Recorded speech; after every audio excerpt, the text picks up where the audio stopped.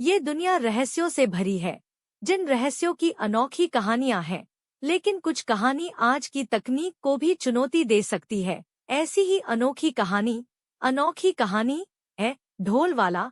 ढोल वाला।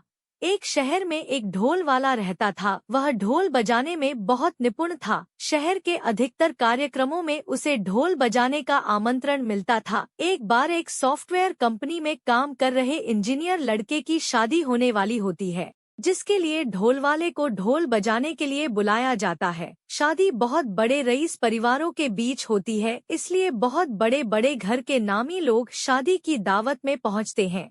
सभी ढोल नगाड़ों की धुन का लुत्फ उठा रहे होते हैं। ढोल वाला अपनी जबरदस्त संगीत शैली से शादी का माहौल बना देता है, जिससे इंजीनियर बहुत खुश होता है। शादी का कार्यक्रम धूमधाम से संपन्न हो जाता है।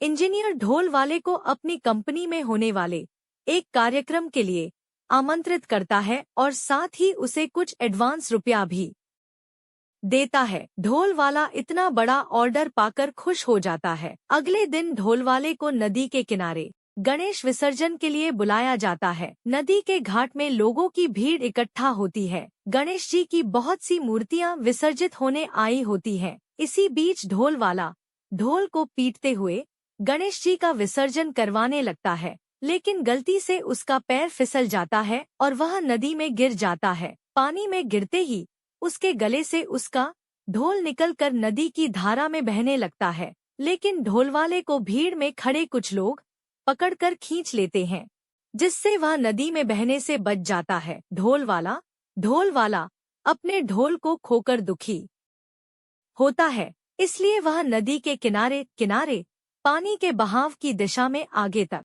पैदल ही ढोल खोजना जाता है। किस्मत से उसे अपना ढोल तो नहीं मिलता, लेकिन एक दूसरा अजीब तरह का ढोल नदी के किनारे पड़ा हुआ दिखाई देता है। ढोल वाला दौड़कर ढोल के सामने पहुंचता है और उसे चारों तरफ से छूकर देखना लगता है। वह नया ढोल पाकर बहुत प्रसन्न हो जाता है, लेकिन ढोल को देखकर उसे बहुत ताज्जुब होता है, क्योंकि ढोल में कई तरह की बटन लगी थी और साथ ही उसके चारों तरफ सौर ऊर्जा पैनल लगा हुआ था, जिससे वह चार्ज होता था। ढोल को देखकर ढोल वाला उसे साधारण समझकर उठा लेता है और अपने साथ ले जाने लगता है। ढोल वाला ढोल को अपने घर ले जाकर सभी को दिखाता है। उसके परिवार के सभी सदस्य ढोल देखकर बहुत खुश होते हैं और तभी अचानक ढोल में ग्रीन लाइट जलती है और जैसे ही ढोल वाला उसे टच करता है तो वह लाइट रेड हो जाती है। ढोल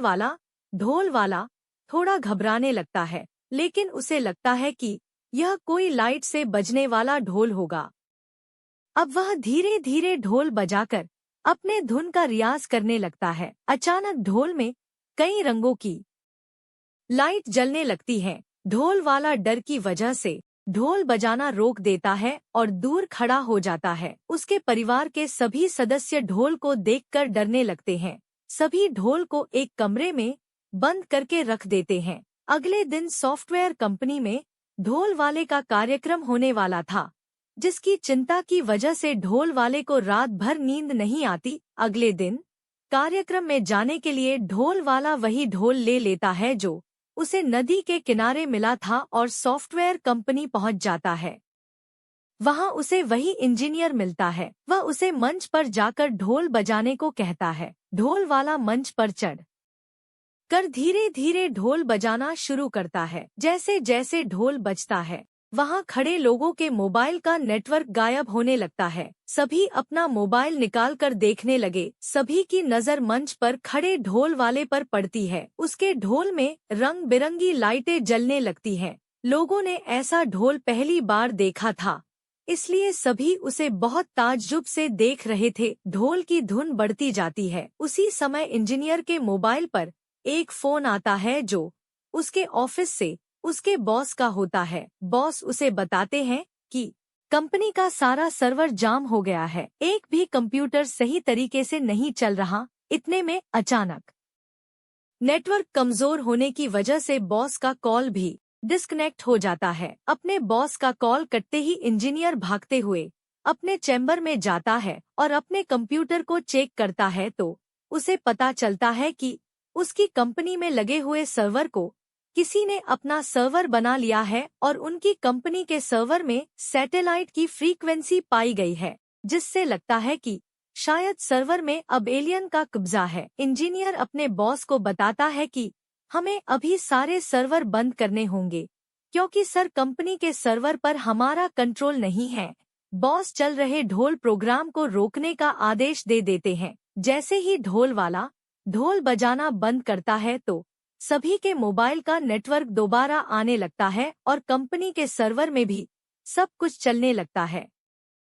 इंजीनियर को ढोल वाले के ऊपर शक होता है कि उसके हाथ में ढोल था, वह ढोल कम इलेक्ट्रॉनिक मशीन ज्यादा लग रहा था। इंजीनियर अपने बॉस से ढोल की चर्चा करता है। तभी उसके बॉस ढोल वाले को अपने चैम्बर बुलाते हैं और जैसे ही उसके ढोल को देखते हैं वह दंग रह जाते हैं, क्योंकि उन्होंने इंजीनियरिंग का इससे नायाब नमूना आज तक नहीं देखा था। ढोल के अंदर की मशीन बहुत ही जटिल थी, जिसे समझने में उन्हें कई घंटे लग जाते हैं। ढोल के परीक्षण के बाद उन्हें पता चलता है कि यह कोई ढोल नहीं बल्कि एलियन का संपर्क साधने का यंत्र है, जिसे डिजिटल फ्रीक्वेंसी की मदद से चलाया जाता है। ताज्जुब की बात तो यह थी कि ढोल वाले की धुन में एलियन से संपर्क साधने की तरंगे निकलती थी, लेकिन जब कोई और उस धुन को बजाता था तो एलियंस के संपर्क में नेटवर्क प्रॉब्लम आने लगती थी।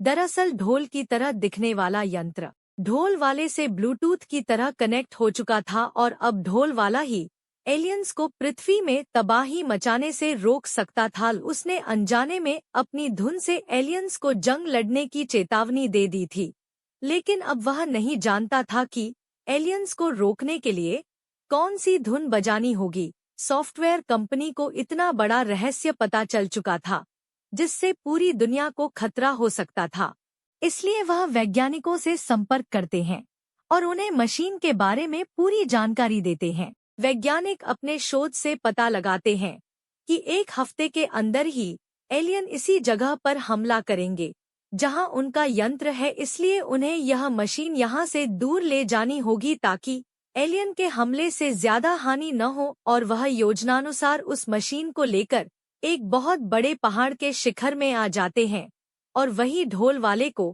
कई तरह की धुन बजाने को कहते हैं। उन्हें यकीन था कि गलती से ही सही शायद ढोल वाला कोई ऐसी धुन बजा दे जिससे एलियंस पृथ्वी में हमला करने का इरादा बदल दे। हम में ढोल वाला अपने दोनों में ढोल पीटने लगता है। ढोल की ध्वनि के बीच आसमान से एक जोरदार आवाज जाती है, जिसे सुनते ही सब आसमान की ओर देखने लगते हैं। तभी एक बहुत बड़ा स्पेसक्राफ्ट तेज रोशनी के साथ दिखाई देता है। स्पेसक्राफ्ट इन्हीं की तरफ तेजी से आ रहा होता है। स्पेसक्राफ्ट को देखकर वैज्ञानिकों के पसीने छूट जाते हैं और उन्हें अपनी मृत्यु करीब दिखाई देने लगती है। लेकिन जैसे ही स्पेसक्राफ्ट पहाड़ के ऊपर लैंड करता है, उसके अंदर से एलियंस की फौज निकालती है। सभी के हाथ में एक से एक हथियार होते हैं, जिन्हें देखकर वैज्ञानिक डर जाते हैं। तभी उसमें से एक एलियन ढोल वाले के पास जाकर उसकी तरफ हाथ बढ़ाता है।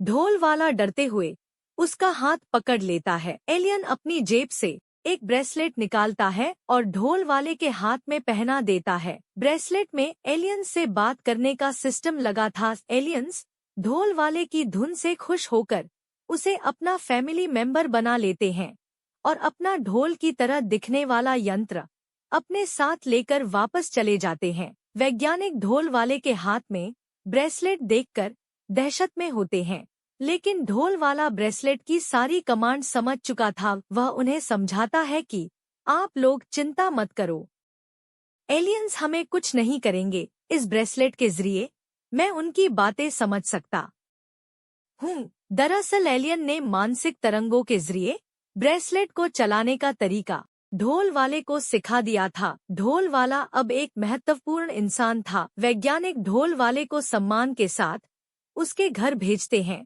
और उसे एलियन से जुड़ी हुई रिसर्च टीम में शामिल होने का अवसर देते हैं। ढोल वाले की किस्मत बदल चुकी थी। अब वह स्पेस रिसर्च सेंटर का एक ऐसा वैज्ञानिक बन चुका था जो एलियन से सीधे उन्हीं की भाषा में बात कर सकता था। इसी के साथ ये अनोखी कहानी खत्म हो जाती है।